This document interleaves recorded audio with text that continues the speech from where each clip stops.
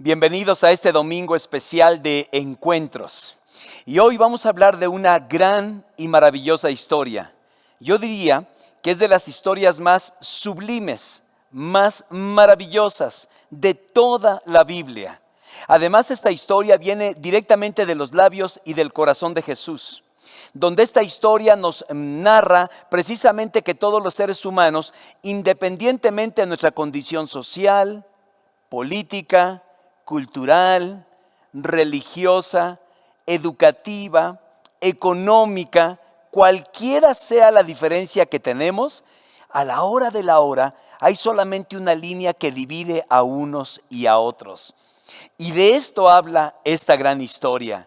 Quiero que vayamos juntos y que vayan a abrir sus Biblias, por favor, en Lucas capítulo 15, versículos del 11 al versículo 23. Aquí aparece precisamente la historia del hijo pródigo, pero yo he hecho una pequeña modificación, no a la historia en realidad, sino al título, porque ustedes saben que los títulos en cada una de las porciones de la Biblia, estos no los escribió Jesús, ni los escribieron los autores de la Biblia, sino que nos ayudaron aquellos que pusieron por segmentos la palabra, le pusieron capítulos y versículos, y también le pusieron títulos. Esto nos facilita mucho la idea, pero yo creo aquí, con todo el respeto que me merecen quien puso parábola del hijo pródigo, que yo creo que más bien es la parábola de los dos hijos.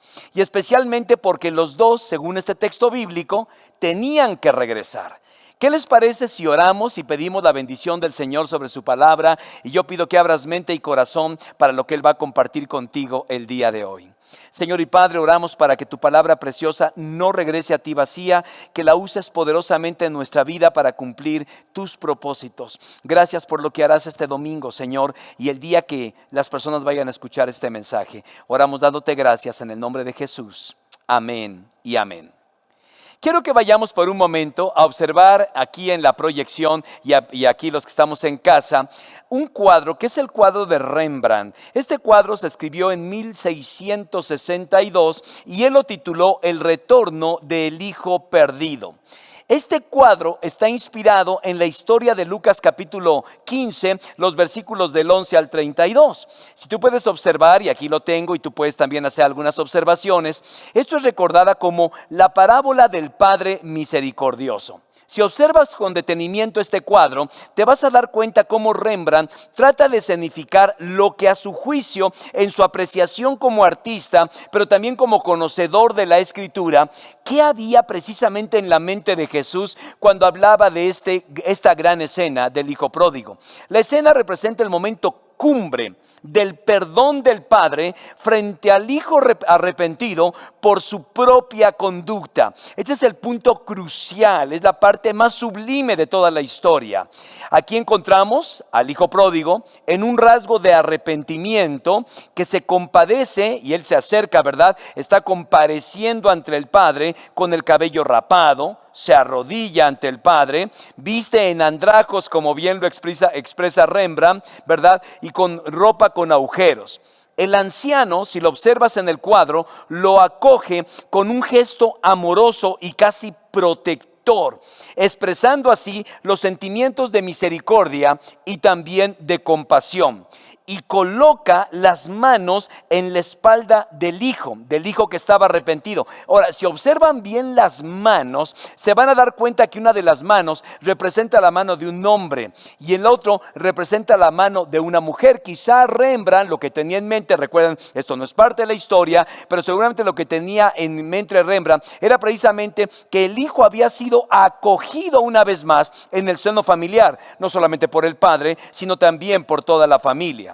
Si ustedes observan, Rembrandt quiso simbolizar la misericordia de Dios, Padre de la humanidad, y cómo nos trata cuando finalmente hemos tomado nuestras propias decisiones, pero finalmente regresamos a casa. Sigamos viendo el cuadro. A la derecha, observa la escena un personaje identificado como el hijo mayor. Él está vistiendo de manera lujosa con un yelmo dorado. Se ha señalado también que podría ser un personaje político. Sin embargo, en el fondo se distinguen apenas tres figuras no bien identificadas.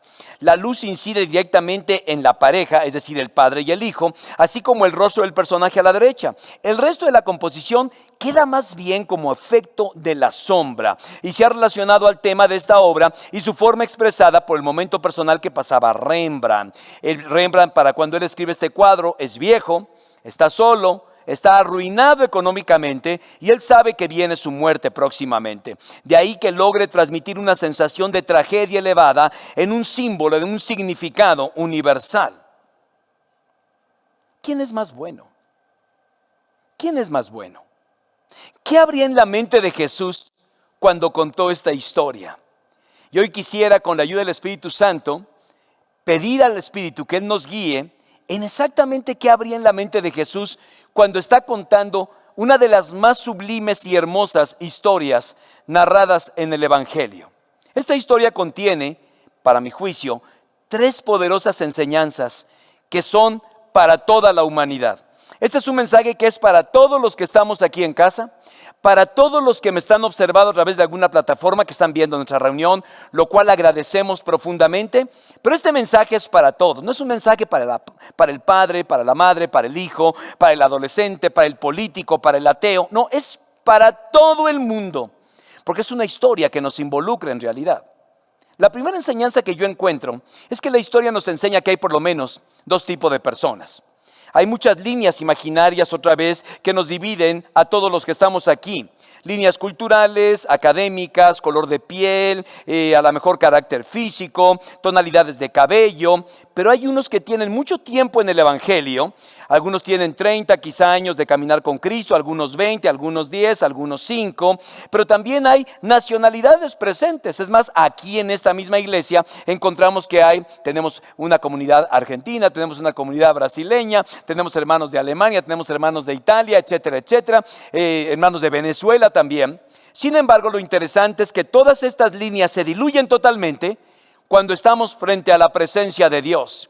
Y en la historia que estamos estudiando el día de hoy, solo hay una línea que separa a los hombres de todos los tiempos. Y escuchen esto, sin importar tu raza, tu credo, tu religión, si es que tienes o no tienes, Jesús vio la vida de los hombres a través del siguiente matiz. Primeramente veamos las características esenciales que observa Jesús y que describe en esta poderosa historia. Características. Primeramente el Padre. El Padre para Jesús está representando a Dios. Él tenía dos hijos y eran tan diferentes, tanto en carácter como en temperamento. Si observas bien la historia, uno de ellos era reservado, era austero, además era sobrio, pero también era malhumorado con cuantos le rodeaban. Otro detalle que tenemos de este hijo es que era rígido, es decir, se adhería a las normas, a lo establecido, a lo que es correcto en realidad, a lo que había sido educado, difícilmente se podía apartar de ellas. Y de alguna manera Jesús está representando a los judíos, a los religiosos de su tiempo. El otro hijo era frívolo e inquieto, impaciente, sin freno, vago, libertino, deseoso de hacerse de la herencia del padre para derrocharla con cuanto cayera en sus manos, y de ahí viene el nombre de hijo pródigo. Por si no lo sabías, la palabra pródigo significa derrochador. Esto significa, y por eso se llama así, la historia del hijo derrochador. En pocas palabras, estaba representando a todos aquellos que no son judíos, que viven sin Cristo y sin esperanza, ¿verdad? Gente sin fe. Ahora, por medio de este contraste, Jesús nos muestra que en la vida también hay dos tipos de personas. Toma nota, porque me encantaría que tú pudieras ver en dónde estás. Y quizá algunos digan, ¿acaso existirá una tercera posibilidad? Porque no me identifico con ninguna de las dos, pero déjame decirte que Dios sí te identifica con alguna de las dos. Eso quiere decir que existen personas, escuchen bien esto, que se desvían y toman decisiones equivocadas. De todos los que estamos acá, las personas que me están viendo a través de alguna plataforma, hay tipo de personas que se desvían y toman decisiones equivocadas. Si vamos a la historia, hay una gran frase donde el hijo pródigo le dice: papá, dame lo que me toca de la herencia. ¿Qué significa esto? que Dios nos ha dado la maravillosa oportunidad de tomar decisiones, queridos. Es como un regalo de la gracia. Y en cada decisión que tomamos tenemos que asumir la responsabilidad de nuestras consecuencias. Porque a menudo la gente dice, quiero tener la libertad de tomar mis propias decisiones. Y libertad significa que tienes que asumir las consecuencias de tus decisiones. Entonces cualquier joven que me está escuchando, cualquier persona que me está escuchando puede decir, soy libre de hacer lo que... no, sí, por supuesto que eres libre. Solamente que dentro de la toma de decisiones en esa libertad te vas a dar cuenta que también hay consecuencias con las que quieres vivir. Y eso es donde ya a la gente no le gusta, porque a lo mejor tomas decisiones malas y de repente terminas infectado o terminas enfermo o terminas adicto. Y bueno, son las consecuencias de tus propias decisiones que tomaste en tu propia libertad. ¿Con quién me voy a casar? ¿A qué me voy a dedicar en la vida? ¿Qué voy a estudiar? ¿Si me voy a ir o me voy a quedar? Esas son decisiones que te permite la gracia. Es uno de los regalos que Dios nos da, pero tienes que darte cuenta que vienen inherentemente las consecuencias en cada uno de ellos. En esta misma característica de las personas que se alejan, encontramos varias cosas que pueden llamar tu atención. Número 1, se cansan de obedecer a su padre. Esa es la condición de miles de personas que desde la adolescencia y la juventud deciden dar la espalda a Dios para buscar una falsa libertad. Jóvenes, adultos, que no se creen libres hasta que hayan quebrantado todos los mandamientos posibles de Dios, logrando con ello quedar atados a sus propias consecuencias. Tantas cosas rompes en la vida que te quedas atado, esclavizado, y luego estás buscando a quién culpar. Ese es el problema real de todos los hombres. No es ignorancia, es rebeldía. Jesús decía a la gente, ustedes no quieren venir a mí para que tengan vida. Él no dijo, ustedes no pueden. Él no dijo, ustedes no saben. Él dijo, ustedes no quieren. El problema es la rebeldía y es lo que encontramos en el corazón de este jóvenes. En pocas palabras, Satanás ha puesto en el corazón del hombre lo mismo que puso en el corazón de Eva. ¿Qué significa esto? Que Dios se guarda cosas para sí mismo y no nos da todo lo que nos merecemos. Por eso llega Satanás y le dice a Eva, con que Dios les ha dicho que no pueden comer de todos los árboles. Y de hecho Satanás estaba mintiendo. Sin embargo dice Eva, no, sí podemos comer de todos menos de este. Y entonces tan sencillo como, ¿y por qué de este no? Esa es la reflexión. Y es la reflexión que tiene este hijo, ¿no? Él al vivir en casa era dueño de todo. Es como nuestros hijos que están en casa, llegan al refrigerador, lo abren, toman lo que se les ocurre, entran a la despensa. ¿Por qué? Porque están en su casa, ni permiso nos piden. ¿Se dan cuenta de esto? ¿Por qué? Porque son hijos y tienen todo el derecho porque están en su casa en realidad. Pero entonces dice, pero hay ciertas cosas que maneja mi padre, ciertas cuentas bancarias, ciertas prerrogativas que yo también quisiera. Y eso fue exactamente lo que hizo el hijo pródigo. Dijo, en realidad yo quiero tener la libertad de tomar decisiones porque creo yo que puedo usar e invertir el dinero mucho mejor de lo que lo está haciendo mi padre. Ojo con esto. Este es un engaño de Satanás. Es el tipo de persona que juega a ser Dios. Y dije, juega porque no es Dios. En segundo lugar, piensan que el padre no está haciendo bien las cosas. Fíjense, este llamado hijo pródigo quería tener sus bienes en sus propias manos, ya que desde su limitada perspectiva económica, su padre no estaba haciendo el mejor uso de los recursos. Y esto le pasa a cualquiera de nosotros, ¿verdad? Cuando a lo mejor veíamos a nuestros padres con ciertas cantidades de dinero, o a lo mejor, obviamente, a mí me daban mi domingo o me daban mi mesada, pero mi papá se quedaba con una gran cantidad de dinero. Y dice, pues esa cantidad maravilloso, sí, pero cuando ya eres padre te das cuenta que tienes que pagar rentas, escuelas, hospitales, medicinas, pediatras, etcétera, etcétera. Y en realidad la perspectiva pobre de este hombre es que el padre no estaba haciendo con los recursos cosas correctas. Él quería sus propios recursos para tomar sus propias decisiones. Ahora, déjame decirte que esta historia se repite hoy en día porque hay personas que siguen tomando esta descabellada decisión. En su limitada experiencia creen que pueden hacer las cosas mejor que Dios mismo. Entonces tratan de tomar el control de sus propias vidas, creyéndose más sabios en su propia opinión. Tercero, se escapan de la vigilancia del padre. como el avestruz que esconde su cabeza bajo tierra y piensa que al no ver no será visto. De la misma manera hay personas que pretenden escapar de la vigilancia soberana de Dios, olvidándose de que Dios es omnisciente y es omnipresente. Llegan a la conclusión de que ellos no se ocupan de Dios, entonces Dios no se ocupa de ellos. Así es de sencillo. Como yo no creo en Dios, como yo no me meto con Dios, seguramente Él tampoco se mete conmigo, ni le importo absolutamente un bledo. Las personas llegan a esta conclusión. Tratan de inmiscuirse o más bien liberarse de la vigilancia del Padre. Y finalmente se llenan de soberbia. Este hijo tenía una opinión muy alta de su propia suficiencia. Pensaba que si tenía en las manos la fortuna del padre, o por lo menos lo que a él le correspondía, haría un mejor uso de lo que el padre le estaba dando a ese recurso. Y ese es el problema inherente del hombre, es el problema tuyo y es el problema mío y de los que me están viendo. El orgullo, la supuesta autosuficiencia en realidad. Ahora veamos. Segundo lugar, pagan la consecuencia de su extravío. Observen lo que dice el apóstol Pablo cuando escribe a la iglesia de Galacia en Gálatas capítulo 6 versículo 7. Dice, no se engañen, de Dios nadie se burla. Cada uno cosecha lo que siembra. Entonces pensemos en el siguiente caso. Este joven va a tomar ahora sí la rienda de su propia vida, como tú y como yo. Vamos a tomar la rienda o las riendas de nuestro propio destino. Voy a establecer cuál es mi camino y me va a ir muy bien. El asunto, vuelvo, las consecuencias. Leamos los versículos 14, 15 y 16 de esta apasionante historia. Dice el texto, cuando ya lo había gastado todo, son palabras de Jesús, sobrevino una gran escasez en la región. Pero escucha esto, cuando ya lo había gastado todo. Sobrevino una gran escasez en la región y él comenzó a pasar necesidad. Así que fue y consiguió empleo con un ciudadano de aquel país, quien lo mandó a sus campos a cuidar cerdos.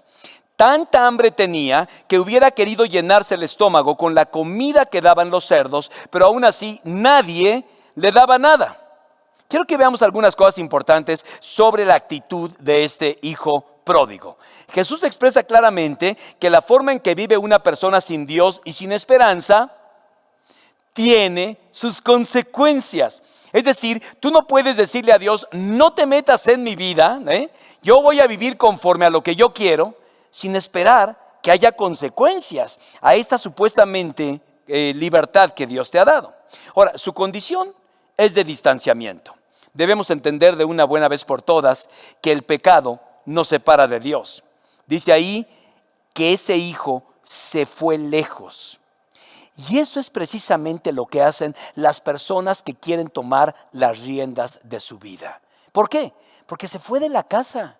En la casa tenía la bendición del Padre, la provisión del Padre, el cuidado del Padre, la atención del Padre, la comunicación con el Padre. ¿Puedes imaginar? Es como la relación que tenía con mis hijos cuando estaban solteros. Ellos estaban en casas, efectivamente iban a la escuela, regresaban, iban al trabajo, regresaban. Ahora ya 2 de ellos están casados, ¿verdad? Entonces vienen de vez en cuando. Ya tiene rato que no vemos a nuestro segundo hijo porque está estudiando en los Estados Unidos, ¿verdad? Pero a que lo veamos, tenemos gran tiempo de comunión y de compartir juntos cosas. Es una de las cosas maravillosas. Sin embargo, él dijo, se fue tan lejos como pudo. Escucha esto, el hombre también se marcha lejos de Dios tan lejos como pueda. El mundo es esta historia semejante a un país lejano, dijo Jesús. No hay nada más triste y más perturbador en esta vida que estar alejado de Dios. Pero esa es la condición de aquellos que dicen, estoy enojado, estoy triste, estoy decepcionado, todas aquellas cosas que decimos acerca de Dios y decidimos finalmente darle la espalda. Fíjense que su condición en segundo lugar es de dispendio y derroche. Ahora seguramente este hijo pródigo gastó el dinero en muy poco tiempo. Puedo imaginar la vida que se dio. ¿Por qué? Porque obviamente cuando recibimos alguna cantidad especial y sobre todo cuando no nos ha costado nada ganarlo, en realidad es fácil caer en cosas como vestidos espléndidos, fiestas. Se juntó con sus amigos, que para eso son los amigos, para ayudarte a gastarte el dinero de tu padre, si no, ¿para qué son? Claro que son como el sol, ¿eh? Están, mientras hay sol, son como las sombras, se va el sol, se acabaron los amigos. Y esto fue lo que pasó. Lo ayudaron a gastarle toda la fortuna que había recibido como herencia. Escucha bien esto, porque el derroche de la gente sin Dios es igual. Derrochan su patrimonio. No solo emplean mal sus pensamientos, sus facultades del alma, sino que los emplean para hacer el mal. No solo entierran los talentos que Dios los ha dado, malgastan los talentos, los dones, las habilidades que Dios les ha dado. Y los dones que Él nos da para servirle a Dios y a los demás, les sirven como gasolina para satisfacer sus propios pecados. Es cuando vives sin Cristo, es cuando vives completamente sin esperanza, tomando sus propias decisiones. Quiero que observen a qué punto llega, porque su condición es de miseria y de necesidad. Fíjense, escuchen bien esto. El derroche innecesario es padre de la necesidad miserable. Y te lo vuelvo a decir otra vez. El derroche innecesario es padre de la necesidad miserable. La vida de perdición conduce a muchos hombres y mujeres hasta carecer de lo básico. Llegó un momento en que ni siquiera un mendrugo de pan tenía, y especialmente por la mala administración, que una mala administración asociada con una rebeldía del alma, pues eso estuvo en miseria total. Y no solamente es miseria física o miseria económica, se da en la miseria de las relaciones, en la miseria del alma. No encuentras paz en tu corazón, estás tratando de que el mundo y las cosas del mundo satisfagan tu vida, cuando en realidad no puede ser posible. Y a menudo el hombre malgasta todo lo que ha recibido de Dios, lo derrocha por el placer de tener y tener más para gastar más. Y cuando una persona hace eso, escucha bien esto, es muy evidente que te falta la verdadera satisfacción en la vida, que por cierto no la vas a encontrar en nada que este mundo te ofrezca. Y fíjense a qué punto llega. Llega a un punto de vil servilismo. ¿Qué significa esto? Que lo hace caer en esclavitud. Y es que cuando vives perdidamente, tienes que servir vilmente.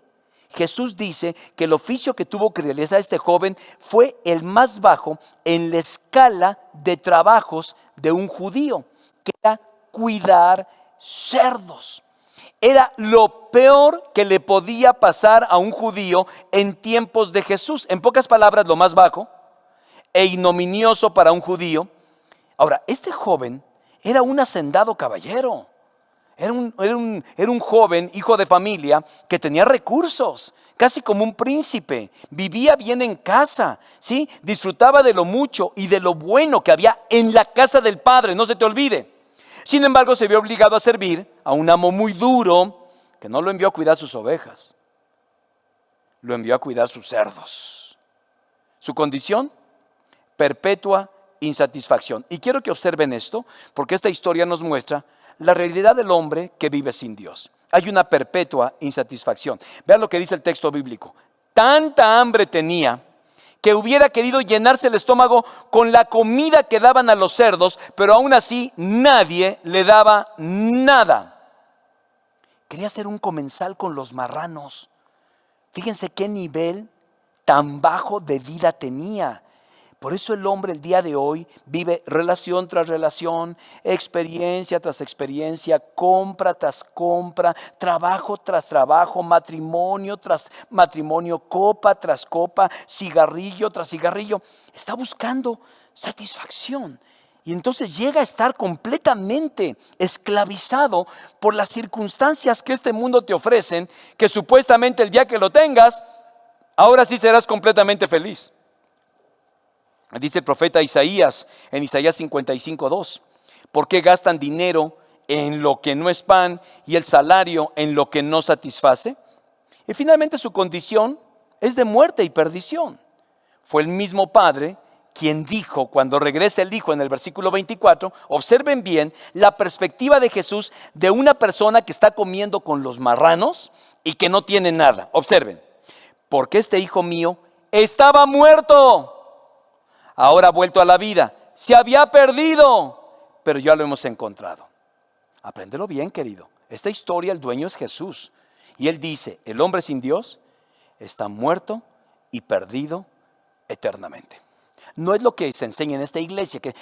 No, son las palabras textuales de Jesús. Por si algún día quieres no tomarme a mí como referencia. Es que el pastor Gary nos dijo, no, me hubiera gustado tener esta idea clara, pero sin embargo esta idea viene de los labios de Jesús. Él está diciendo una persona que vive alejada de Dios, está muerto espiritualmente y perdido eternamente. Es como un viajero perdido que vaga sin rumbo y sin dirección. Es más, fue tan impactante el tema del hijo pródigo que no solamente se lleva la parte más grandiosa de la historia, sino que le roba el título al papá. Vayan a sus Biblias otra vez, la historia del hijo pródigo. Oigan, es la historia del padre amante, pero este tipo es tan perspicaz que hasta se lleva también el posible crédito. Pero veamos el contraste, ¿sí? Rápidamente, veamos el contraste. Quiero que piensen en el cuadro de Rembrandt y quiero que piensen en el hijo mayor. Ahí está el hijo mayor parado con su báculo, observando al hijo miserable, medio desnudo, pobre, rapado, en su peor expresión, siendo abrazado por el padre. Según Jesús, existen personas que no se separan físicamente, pero que su corazón también está lejos de Dios. De hecho, este hijo, si entiendo bien mi Biblia, también tomó algunas decisiones equivocadas. Veamos algunas de las cosas importantes. Simplemente se perdió la fiesta. Sigo leyendo los versículos 25 en adelante. Dice el texto: mientras tanto el hijo mayor estaba en el campo. Al volver, cuando se acercó a la casa, oyó la música del baile. Entonces llamó a uno de los siervos y le preguntó qué pasaba. Ha llegado tu hermano, le respondió, y tu papá ha matado el ternero más gordo porque ha recobrado a su hijo sano y salvo. Indignado, el hermano mayor se negó a entrar. Así que su padre salió a suplicarle que lo hiciera, pero él le contestó: fíjate cuántos años te he servido sin obedecer jamás tus órdenes, ni un cabrito me has dado para celebrar una fiesta con mis amigos. Pero ahora llega ese hijo tuyo que ha despilfarrado tu fortuna con prostitutas y tú mandas matar en su honor el ternero más gordo. Quizá algunos de los que estamos acá digamos: ok, yo estaba lejos de Dios, pero finalmente me acerqué. Pero según esta historia, puedes caer en el renglón del hijo que no se va. Veamos algunas cosas importantes con relación a este segundo hijo, que por cierto, según la historia de Jesús, es el hijo mayor. Ahora, los jóvenes quizá queremos ser como Josué, los mayores quizá queremos ser como Moisés, las mujeres quisieran ser como Ana y como María, ¿verdad? Pero la verdad es que a menudo nos parecemos al hijo mayor. Observen, pagan también las consecuencias de su frío corazón. ¿Por qué? En primer lugar, piensan que por ser religiosos tienen el visto bueno de Dios. Ten cuidado, porque si hay gente que se aleja, se va, se pierde, se revuelca en el estiércol y luego regresa. Pero hay otros que no. Hay otros que siempre hemos estado en casa y hasta me dicen: desde que yo tengo conciencia, pastor querido, siempre he caminado cerca de Dios. Bien por ti, pero déjame decirte, su necio corazón, su desplicente idea ante la llegada del hermano que se había perdido, dice que él estaba en el campo y cuando llega a la casa oyó el alboroto, la fiesta, llama a los criados: ¿qué está pasando? Se le da el informe de que su hermano había vuelto y su padre había organizado una fiesta para celebrar. Ahora, cualquiera, yo creo, hablando de los hermanos, ¿verdad?, se hubiera alegrado con tal noticia, pero en realidad no fue así. Y te digo algo, querido, lo mismo pasa con los religiosos que llenan las congregaciones hoy en día. Aquí estamos los religiosos, aquí está. Piensan que Dios está enojado, y a lo mejor es un problema de percepción teológica. Pensamos que Dios está enojado con las personas que no son religiosas y que está esperando que se mueran para enviarlos al infierno. Y eso no es así, porque la Biblia dice: de tal manera amó Dios al mundo. No dice que solamente amó a los bautistas o a los cristianos o a los católicos o a los musulmanes. Dice que amó al mundo. Y esto habla de todos los que estamos aquí y los que nos están viendo en cualquier red social. El amor de Dios es para todos. Ahora, el hermano mayor pensó que lo que hacía debe hacer el padre, darle en la puerta a las narices de este hijo descarriado. ¿Te imaginas cuántos tendríamos la nariz rota si fuera así? Es incapaz de sobreponerse al orgullo. Debemos tener mucho cuidado, amados de mi corazón, porque este es un llamado también a nosotros. Porque alguien dirá: sí, yo conozco algunos amigos, compañeros de trabajo que andan viviendo sin esperanza y sin Cristo, alejados de Dios. Pero tú también te puedes llenar de orgullo, porque la religión causa orgullo, la cual Dios menosprecia menosprecia. Aquellos que no hemos sido guardados de aquellos grandes pecados perversos, ¿verdad? No tenemos por qué jactarnos de ello. En realidad tenemos que llegar con un corazón humilde delante de Dios y agradecidos porque ha tenido compasión de nosotros, de otros que fueron más débiles. No consentía estar en el mismo lugar donde estaba su hermano, aun cuando fuera la fiesta en la casa de su padre. Y se enojó también porque habían matado al ternero más gordo. Miren lo que pasa. Si él hubiera pedido un ternero a su padre, seguro que lo hubiera tenido. Y a menudo pensamos, amados de mi corazón, que por ser cristianos o hacer servicios para Dios, tenemos como derechos especiales sobre los demás. Bien haríamos pensar, como el publicano, que el mismo Jesús describió en la siguiente porción. 2 hombres subieron al campo a orar, uno era fariseo y el otro recaudador de impuestos. Entiéndase, recaudador de impuestos era como la parte más sucia y más vil de la sociedad judía. El fariseo se puso a orar consigo mismo. Oh Dios, te doy gracias porque no soy como otros hombres, ladrones, malhechores y adúlteros, ni mucho menos como ese recaudador de impuestos. Ayuno 2 veces a la semana, doy 10% todo lo que recibo. En cambio el recaudador de impuestos, dice Jesús, que se había quedado a cierta distancia, ni siquiera se atrevía a alzar la vista al cielo, sino que se golpeaba el pecho y decía: oh Dios, ten compasión de mí que soy pecador. Y dice la Biblia que el que fue justificado fue el segundo. Además, este hijo mayor es incapaz de sobreponerse al resentimiento. ¿Ya vieron cómo lo llama? Repito esta parte donde dice: pero ahora llega ese hijo tuyo. Esto es clásico, ¿verdad? Cuando nos llaman de la escuela hablando de los hijos y de repente me llama la esposa, ¿verdad? Oye, hay que ir, ¿ahora qué hizo tu hijo? ¿Ahora qué hizo? Ya no es mi hijo, ¿verdad? ¿Ahora qué hizo tu hijo? Bueno, esta es la misma expresión. Ahora llega ese hijo tuyo. Oye, pero es tu hermano. No. Yo no quiero saber nada de él, ¿verdad? Ese hijo tuyo. Lo que muestra no solamente es arrogancia, sino un insulto al padre. O sea, es tu hijo. Nada más ve la clase de personas que criaste. Es tu responsabilidad en realidad. Ojo con eso, porque puede haber orgullo y resentimiento en nuestro corazón. Además es incapaz de disfrutar las bendiciones del Padre. Finalmente hay una fiesta y se la pierde. ¿Sabes que muchas veces el resentimiento, la amargura en tu corazón te hace perderte de las más maravillosas fiestas que Dios tiene para ti? Piénsalo ahora mismo. Quizá algunos de ustedes están resentidos con la vida, amargados por algo y se han perdido las bendiciones del Señor. Se están enfermando día con día y ya no saben ni siquiera cómo manejar sus vidas porque se están perdiendo la fiesta en realidad. El enojo lo dejó afuera. Ahora, es fácil ser engañados por Satanás cuando pensamos que por servir a Dios, por estar en una iglesia, estamos cerca del Padre, pero no siempre es así, porque el corazón del Hijo no refleja el corazón del Padre. El corazón del Padre es que Él va tras el hijo perdido y el hermano está resentido porque el Padre lo hace. Tenía fuertes problemas con el enojo. Dice la Escritura: no te dejes llevar por el enojo, que solo abriga el corazón del necio. Eclesiastés capítulo 7 versículo 9. Estaba desconfiando del amor incondicional del Padre. Y tengamos cuidado, porque esta preciosa iglesia, hemos dicho que es una iglesia para todos. Aquí cualquier persona es bienvenida y Dios nos acepta tal y como somos. No aprueba muchas de las cosas que hacemos, pero somos aceptados por su gracia. Entiende bien esto. El pecado es un asunto muy serio, pero el Señor te ve como una oportunidad para que recibas su amor y cambies completamente tu vida. Ese es el punto. Pero este hijo mayor, que siempre ha estado en la casa, cerca del Padre, no refleja el Espíritu del Padre. Entonces por eso digo, uno estaba lo suficientemente lejos que se fue, dice, a otro país, y el otro estaba suficientemente lejos del corazón que aunque vivía en la misma casa, también vivía lejos del Padre. De hecho, la historia nos enseña acerca del carácter de Dios.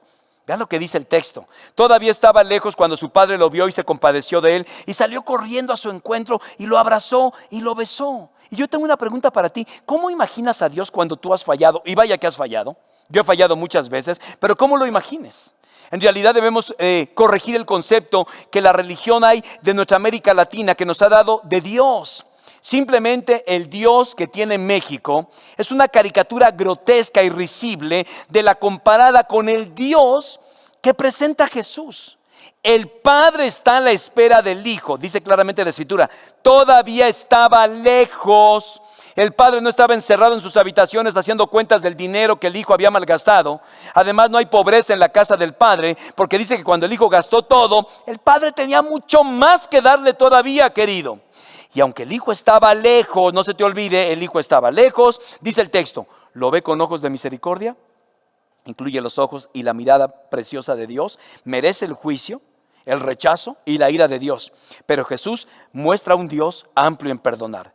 Lo ama con amor inalterable, entrañas y corazón. La miseria es el pedestal de la misericordia. La culpa, el estado de la decadencia del hijo pródigo es propia y bien ganada. No obstante, el Padre es movido a misericordia, como lo expresa la versión 60.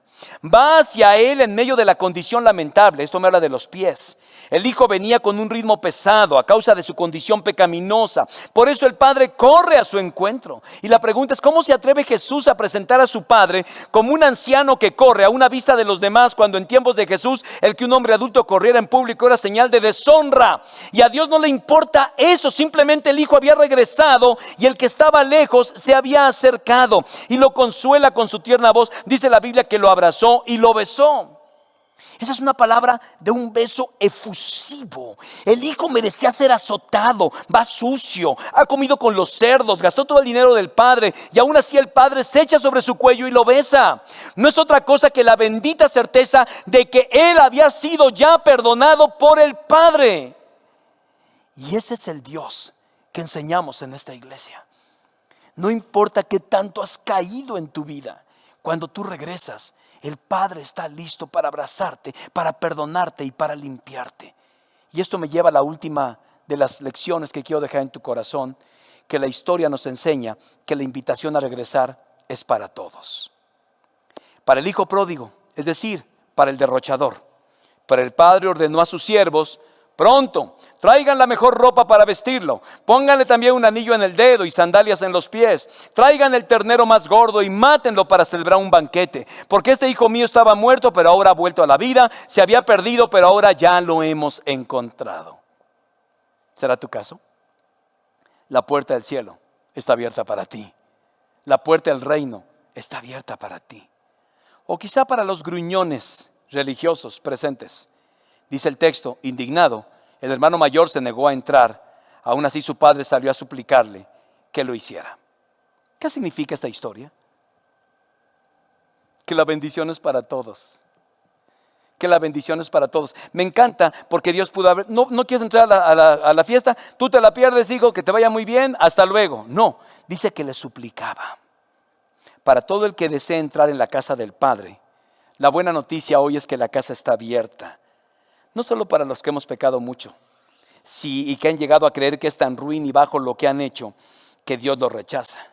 No, pero la invitación también es, y la bendición, para aquel que sin pecar mucho puede encontrarse tan lejos o más que el hijo pródigo.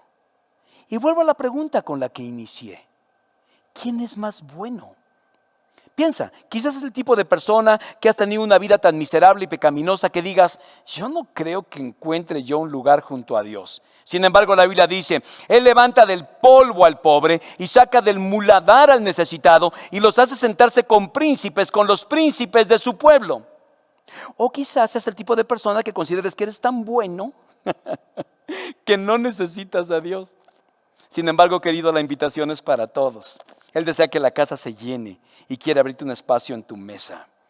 Y quiero terminar con esta frase: jamás serás lo suficientemente malo para que Dios te rechace, pero jamás serás lo suficientemente bueno para que Él te acepte por tus obras. Tanto los unos como los otros necesitamos de Dios. Y me encantaría que cerraras tus ojos por un momento ahí en tu lugar. Aquellos que están en casa y que me están viendo, quisiera cerrar sus ojos para evitar una distracción, porque hay una invitación para todos acá. Y es una invitación para aquellos que están viviendo lejos de Dios y que a lo mejor hoy digan: sí, yo me identifico muy bien con ese hijo pródigo. he tomado mis propias decisiones y estoy pagando las consecuencias. Pensé que no necesitaba a Dios en la vida, pero hoy quiero que Él corra a mi encuentro y me abrace. Si ese es el anhelo de tu corazón, yo voy a hacer una oración para pedir que el Señor venga a tu vida. Él está listo, sus brazos están abiertos, ven a Él. Es un buen momento para que le digas: Señor, quiero corregir mi estilo de vida. Ya tomé mis propias decisiones, ya me quedé con la parte de herencia que me correspondió, ya no tengo los recursos, pero hoy vengo a ti con un corazón arrepentido.